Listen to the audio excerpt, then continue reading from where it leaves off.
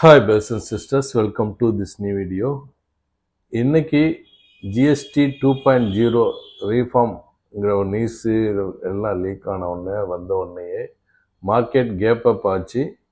அதுக்கப்புறம் என்ன நடந்துங்கிறத பார்க்க போகிறோம்.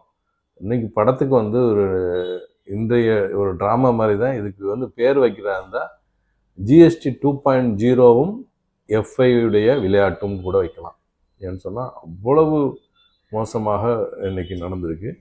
இன்னைக்கு மிட் கேப் 2% டவுன் ஆயிருக்கு. Reliance and Infosys first performance.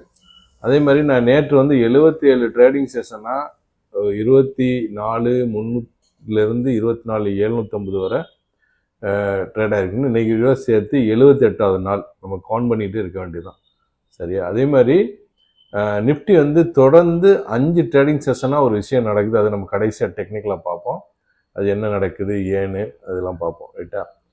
சுதந்திர தினத்தன்று பிஎம் மோடி அவர்கள் ஜிஎஸ்டி ரீஃபார்ம் பற்றி பேசினோடனே அடுத்த நாள் கேப் அப் ஆச்சு. அதுக்கப்புறம் மார்க்கெட் கொஞ்சம் போயிட்டு கீழே இறங்குச்சு. இந்த சார்ட்டை பாருங்கள். இந்த இடம் வந்தோடனே கேப் அப் ஆகிட்டு கொஞ்சம் மேலே போயிட்டு அப்படியே கீழே வந்தது. இன்னைக்கு ஜிஎஸ்டி 2.0 சொன்னே கேப் அப் ஆச்சு. மறுபடியும் அந்த எந்த இடத்துல மார்க்கெட் நின்றுதோ அதே இடத்துக்கு இன்னைக்கு வந்துருச்சு. சரியா?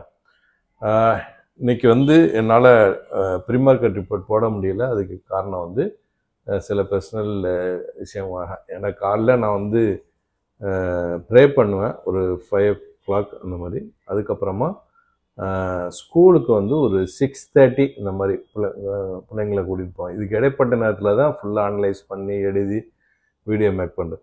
இதில் ஏதாவது கூட குறை ஆகிட்ட வேறு வேலையில் வந்துட்டால் எப்பாவது டிஸ்டர்ப் ஆகிடுது. அப்பாலஜிஸ். சரியா? சரி. டெலிகிராமில் ஜாயின் பண்ணாதான் ஜாயின் பண்ணிக்கோங்க. நான் அடிக்கடி சொல்கிறத ஃபேக்கில் ஜாயின் பண்ணாதீங்க. லிங்க்கில் பயன்படுத்தி ஜாயின் பண்ணுங்கள். நிறைய என்னுடைய அப்டேட்ஸ் இதெல்லாம் வரும். இன்றைக்கி gift Nifty high side trade ஆனதுனால கேப் அப் சொல்லி அப்டேட் பண்ணியிருந்தேன். நேற்றைய க்ளோஸு 24 5 மினிட்ஸ் மாற்றிடுறேன். நேற்றைய க்ளோஸ் 24,715. இன்றைய ஓப்பன் 24,967. சரியா? ஓப்பனும் ஹையும் சேம்னு சொல்லலாம். 9:15 24,907. அதிலிருந்து அடி மேலே அடி சடசடன்னு அடித்தது. 9:20 24,847. 113 பாயிண்ட்ஸு டவுனு. 9:30 மணிக்கு 24,933. 90 பாயிண்ட்ஸ் அப்பு. அப்புறமா 12:30 மணிக்கு 24,767. 170 பாயிண்ட்ஸ் டவுனு. அதுக்கப்புறமா 1 மணிக்கு 24,838. 75 பாயிண்ட்ஸ் அப்பு. அதுக்கப்புறமா 3:30 மணி வரை மெதுவாக இறங்கி 100 பாயிண்ட்ஸ் டவுனு. நேற்றைய விட ஒரு 19 பாயிண்ட்ஸ் மட்டும் தான் அப்பு. 300 பாயிண்ட்ஸையும் எஃப்ஐ சாப்பிட்ருக்காங்க போல தெரிகிறது. இன்னைக்கு கேப் அப்பையும் அது இதையும். சரியா? இன்னைக்கு ஓப்பன் 24,980. ஹை 24,900. இது பேங்க் நிஃப்டியோட இது. சாரி, சார்ட்டை மட்டும் மாற்றிக்கிறேன். இந்த இருக்கு. இதுதான் நிஃப்டியுடைய சார்ட்டு. 5 minutes chart. இது day candle. Open 24,980. High 24,980. Low 24,708. Close 24,734. 280 points red candle போட்டிருக்கு. இன்னைக்கு கிரீன் கேண்டில் 20, ரெட் கேண்டில் 31. இன்னைக்கு top gainer Mahindra 6% up. Bajaj finance 4% down. 4% up. Apollo 2% up. Bajaj fin services 1.25% up. இன்னைக்கு top loser Tata consumer 3% down. HDFC life 2.25% down. Wipro 1.25% down. Support 24,500. Resistance 25,000. Weightage -8 பாயிண்ட்டுக்கு Mahindra and Mahindra +42. ICC +14. HDFC +12. Reliance -22. Infosys -14. சரி, bank நிஃப்டியை பொறுத்தவரை இந்த சார்ட்டை பார்ப்போம். Bank Nifty டே candle மாத்திரம் இந்த பாருங்க. 54,450 to 53,971. 500 points movement. ஹெச்டிஎஃப்சியும் ஐடிஎஃப்சி ஐசிசி 3 பேங்கை தவிர பாக்கி எல்லாமே ரெட்டு. எல்லாமே இறங்கியது. சப்போர்ட் 53,500. ரெசிஸ்டன்ஸ் 54,500. அடுத்தது எல்லாருமே இன்ட்ரெஸ்டாக எதிர்பார்த்துக்கிட்டு இருக்கிற ஒரு கோல்டுடைய இதை பார்த்துடலாம். கோல்டு வானமே இல்லைன்னு போயிட்டே இருந்தது நேற்று. இன்னைக்கு கொஞ்சம் கீழே வந்திருக்கு. அதாவது 3500 தான் அதோடைய லைஃப் டைம் ஹை. புதிய லைஃப் டைம் ஹை 3578 $78 மேலே போயிருக்கு. இப்போ 3543 ட்ரேட் ஆகுது. இந்த புல்லிஷ் ஃபிளாக் பேட்டர்னை பிரேக் அவுட் கொடுத்துட்டு மேலே போகுது. இங்கே வரைக்கும் புல் பேக் வரலாம். இந்த இருக்குல்ல இந்த ஹை 3500 வரைக்கும் புல் பேக் வரலாம். இது வரைக்கும் கீழே வந்திருக்குது 3511. ஒருவேளை இதுலேயே சப்போர்ட் எடுத்தாலும் எடுக்கலாம், இல்லை கீழே வரதாங்கிறது பார்ப்போம்.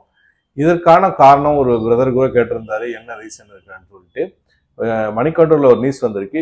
யூஎஸ் ஃபெடரல் இண்டிபெண்டன்ஸ் டேமேஜ், அதாவது $5000 வரைக்கும் அவங்க இப்போ 3500 கிட்டத்தட்ட 40% அவங்க டார்கெட் சொல்கிறாங்க. அந்த ஆர்டிக்கிள் கூட படித்து பாருங்கள் முடிஞ்சா. $5000 வரைக்கும் வரலான்னு எப்போன்னு சொன்னால் அவங்களுக்கு இன்சைடுக்கு நியூஸ் வந்திருக்கலாம், ஒருவேளை அது மாதிரி நடக்கலாம், நடக்காமலும் போகலாம். யூஎஸ் ஃபெடரல் வந்து இண்டிபெண்டன்ஸ் டேமேஜ், அதாவது இந்த ஃபெட் சேர்மனை மாற்றுறது, ஃபெட் சேர்மனை கண்ட்ரோலுக்கு கொண்டு வர்றாங்கன்னு வச்சுங்களேன், பிரசிடென்ட் கண்ட்ரோலில்.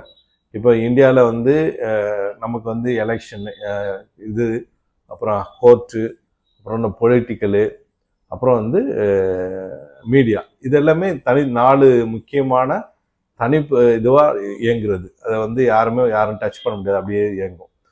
இதை வந்து ஒரு கவர்மெண்ட் கண்ட்ரோலுக்கு கொண்டு வந்துட்டாங்கன்னா என்ன ஆகும்? அதே மாதிரி தான் அதை அவங்க சொல்கிறாங்க. யூஎஸ் அந்த ஃபெட் சேர்மனுடைய விஷயம், ஃபெட் பேங்கை வந்து கண்ட்ரோலுக்கு வந்துட்டா டேமேஜ் ஆகிடும். அதாவது உலக லெவலில் அந்த இது டேமேஜ் ஆகிடும். அதனால் $5000 வரைக்கும் வரலாம் அப்படின்னு அவங்க இது பண்ணியிருக்காங்க. அதை இந்த ஆர்டிக்கிளில் பாருங்கள். அப்புறம் யூஎஸ்ஐ இன்னைக்கு 1% டவுனு, 63.18.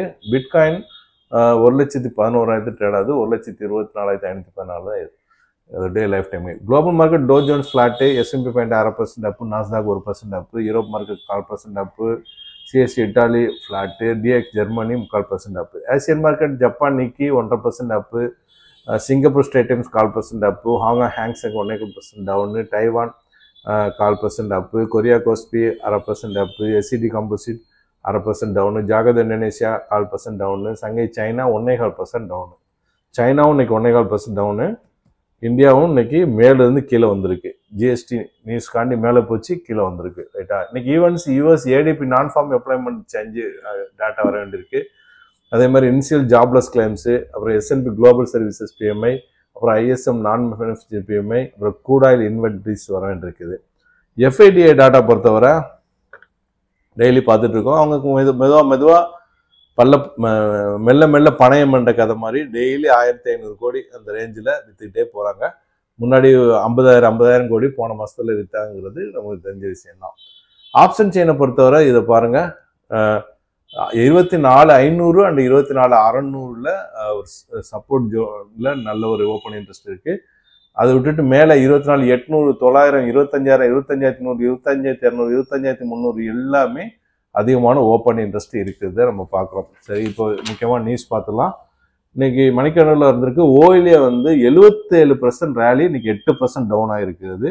ப்ராஃபிட் புக்கிங்னு அவங்க காரணம் சொல்கிறாங்க. சரி, ட்ரம்ப் வந்து டாப் சிஇஓவை வெல்கம் பண்ணியிருக்காங்க, ஆனால் எலன் மஸ்கா பண்ணலை அப்படின்னு சொல்லி இந்தியா டிவியில் வந்திருக்கு. அப்புறம் இந்த தாரிஃப் ஃபைட்டில் சுப்ரீம் கோர்ட்டில் அங்கே நடந்துட்டுருக்கு. இதுதான் முக்கியமாக தீர்மானிக்கக்கூடியது. எனி டைம் அந்த நியூஸ் வந்ததுன்னா மாற்றங்கள் ஏற்படலாம்.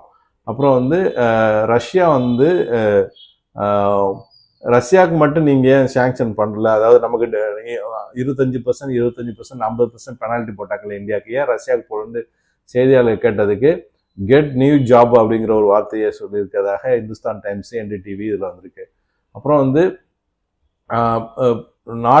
புதின் சொல்கிறாரு, உக்ரைனில் ஒரு அந்நிய ஆட்க வந்து போர் செய்ய புதின் விரும்பல, அது வரைக்கும் போர் நீடிக்குங்கிற மாதிரி சொல்லியிருக்காரு அல் ஜசீரால. அப்புறம் கொரியா வந்து ப்ராமிஸ் பண்ணியிருக்கு ரஷ்யாவுக்கு போரில் உதவி பண்ணுறதாக, அதுவும் நியூஸில் வந்திருக்கு. அப்புறம் வந்து யூஎஸ் வந்து கமெண்ட் பண்ணிச்சுல நேற்று சைனா கிட்ட யூஎஸ் சோல்ஜருடைய பிளட் அப்படின்னு சொல்லிட்டு ஒரு வார்த்தை யூஸ் பண்ணியிருந்தாங்க. அதுக்கு சைனா சொல்லியிருந்தது, அமைதியை விரும்புகிற நாடுகளையெல்லாம் நாங்கள் கூப்பிட்டுட்டு பண்ணுறது வழக்கம்தான் அப்படின்னு சொல்லி அதுக்கு பதில் அளிச்சிருக்காங்க. அப்புறம் ஈரான் ஆயில் எக்ஸ்போர்ட் வந்து ரெக்கார்டு ஹை இந்த சாங்ஷனும் கான்ஃப்ளிக்ட்டுக்கும் தாண்டி அவங்க அதிகமான எக்ஸ்போர்ட் பண்ணியிருக்கிறதாக டிடி நியூஸில் வந்திருக்கு. அப்புறம் இஸ்ரேல் வந்து ஏமனில் மிகப்பெரிய தாக்குதல் நடத்திட்டு இருக்காங்கன்னு அல் ஜசீரால வருது. இப்போ டெக்னிக்கலாக வந்துடலாம். அந்த 5 இது என்ன முக்கியமானதுங்கிறத நம்ம பார்த்துடலாம். ஃபஸ்ட்டு நிஃப்டி பார்த்துடலாம். நிஃப்டி பாருங்கள், red green, red green, red. அதாவது ஒரு நாள் இறக்கம், ஒரு நாள் ஏற்றம், ஒரு நாள் இறக்கம், ஒரு நாள் ஏற்றம், ஒரு நாள் இறக்கம், இப்படி 5 நாள் தொடர்ந்துக்கிட்டே இருக்கு. இதே மாதிரி தான் பேங்க் நிஃப்டி கூட பாருங்க, 5 கேண்டில்ஸ், ஒரு நாள் ரெட்டு, ஒரு நாள் க்ரீனு, ஒரு நாள் ரெட்டு, ஒரு நாள் க்ரீனு, ஒரு நாள் ரெட்டு.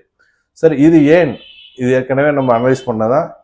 ஏண்டா நியூஸஸ் இந்தியன் சைடு வந்து ஜிஎஸ்டி வாங்குறது பாசிட்டிவ், ஆனால் எஃப்ஐஸ் வந்து வித்துட்டு இருக்காங்க குளோபல் கீஸில் நெகட்டிவ். இதுதான் இதுக்கு காரணம். ஒரு நாள் ரெட்டு, ஒரு நாள் க்ரீனு. இதில் ஏதாவது ஒன்று சரியாகிற வரைக்கும், அதாவது ஒன்று எஃப்ஐஸ் வாங்குறதோ இல்லை குளோபல் இதில் வந்து இந்த டாரிஃப் பிரச்சனைலாம் சரியாகும். அந்த டைமில் மார்க்கெட் பிச்சுட்டு ராக்கெட் தான். அது மாதிரி நடக்கும்னு நம்புவோம். இந்த வீடியோ பயனுள்ளதாக இருக்குன்னு நம்புகிறோம். மற்றவங்களுக்கு ஷேர் பண்ணுங்கள். புதுசாக பார்க்குறவங்க சப்ஸ்கிரைப் பண்ணி பெல் ஐக்கானை கிளிக் பண்ணிக்கோங்க. தேங்க்ஸ் ஃபார் வாட்சிங்.